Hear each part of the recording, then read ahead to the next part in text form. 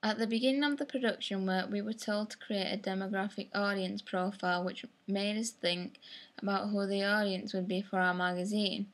As my magazine was based around the genre of rock music, this would mean my audience would be based around more of the male gender, being around 85% of the readers, whereas the women in the magazine would be around 35%.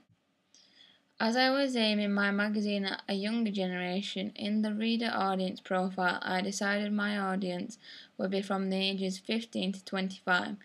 This would mean that my magazine would have to be based around young topics such as technology and gigs, etc. I did not specify what nationality my audience would be in my audience profile.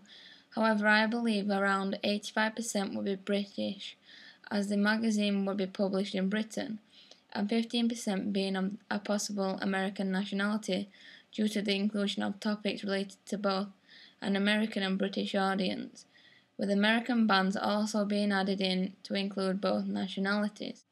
The social class that I wished to relate to in my work was between Class B and D.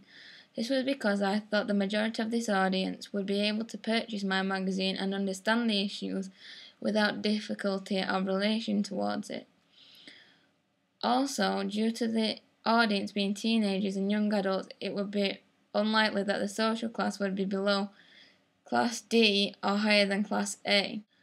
As my magazine follows a subculture of emo, this means that I had to relate topics which this audience would like. Therefore, around 80% of my magazine is based around the obvious topic of music within my magazine, with 15% relating to fashion through my use of models as they appear to have extravagant hair colours and quite dark clothing.